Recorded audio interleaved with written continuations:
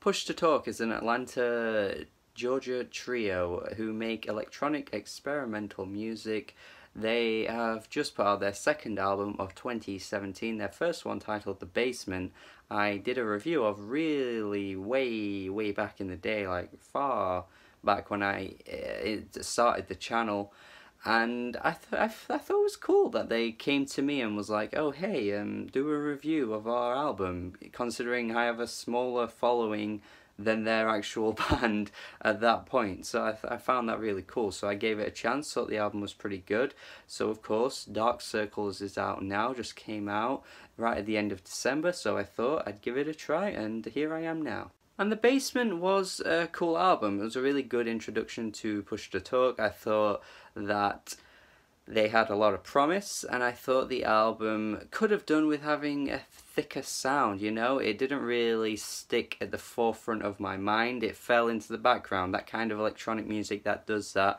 Unfortunately, quite a lot of ambient music does that, but with Push to Talk, they had a lot of cool ideas and sounds that I thought could have created some really interesting, like, jazzy music that's very similar to the likes of Flying Lotus and stuff like that. So in my mind I thought, yeah, these guys, they've got something. And with Dark Circles, I think they are even further into that path of like heading in the right direction. Further into the path, that's not a thing, but I guess I've just said it here, so I'm just gonna go with it. This is definitely a more vibrant sound, which is what exactly I was hoping for this album. I was hoping that a lot of it would stick out and pop out as being really good and creative music, and it sure is way better than that debut album, definitely. The inclusion of the piano in this album is so damn good as well. Honestly, across this album I felt like I was listening to some kind of like movie score or film score by a really talented composer. Like, it honestly sounds that good at points. I really do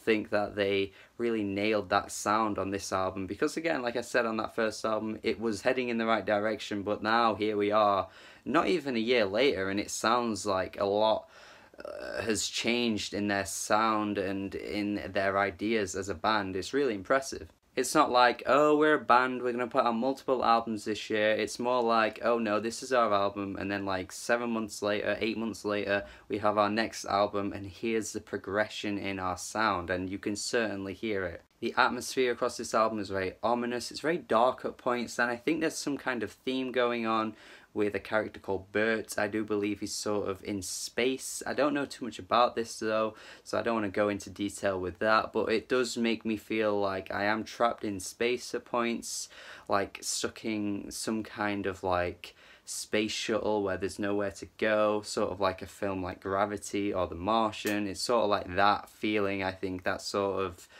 you're alone, there's just nothing around you, and I think they capture that really well with the music. If that is what they're going for, then they've certainly got it crafted very well. The soundscapes across this album are very dense.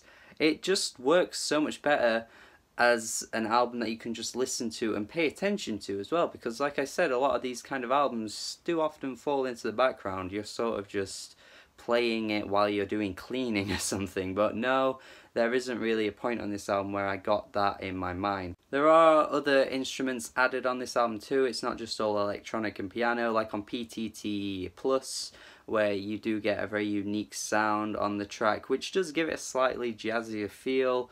That sort of jazz incorporation is still on this album. It's not like they just ditched it and threw it back in the past. Like, they are still going for that sound, which I'm really happy about, because again, I think that they do it really well. And you know, it's a shame that they're such a small group, because when you have like artists like Bad Bad Not Good that have like broke through and gained a huge following with a sort of similar sound, if you think about it really, like, it is a shame that they just haven't quite broke through yet. So I'm hoping this album does give them a lot of momentum for sure. And Bad Bad Not Good is the best comparison I can make, because they do have that ominous tone across their albums too, and then of course they have those every now and then those guest vocals that crop up too. And then on this album, out of nowhere, on the track No More, there is this guest vocal, and I was like, what?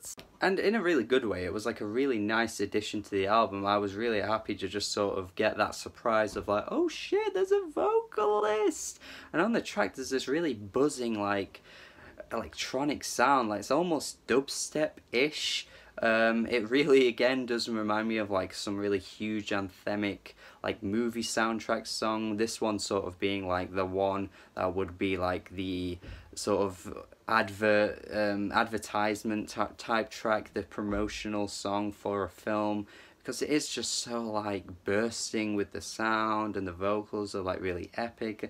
I can show you it. And then they do this again on the track Visualise, and I think this is a better example of it. Even though No More is already so good, Visualise does it better because it just has a bit more of that similar tone that the rest of the album has. And perhaps the only issue with this track is that it does really sound like it could have been on a Moon-Shaped Pool by Radiohead. Like the Radiohead influence on this one is so apparent. I wouldn't be surprised if like that was where they were taking the influence from, but maybe I'll find out when I've put out this review and they let me know if I'm right or wrong. But I just do feel like that Moon-Shaped Pool-esque tone to the track. Like the vocals are so Tom York, the instrumental is so like electronic and buzzing, and at the same time like really like subdued, just like you would get on any given Radiohead song. But that influence again could be a really good direction in the future, because like again all these different sounds and ideas that they've got going on, if they mixed it all together and carried it on, it could pull out like a masterpiece of an album. I also like how the opening track is Inhale and then the closing track is Exhale, and the track Exhale, the closing track, is such a great way to end the album too. I mean, the second half of this song just has this really kind of crazy like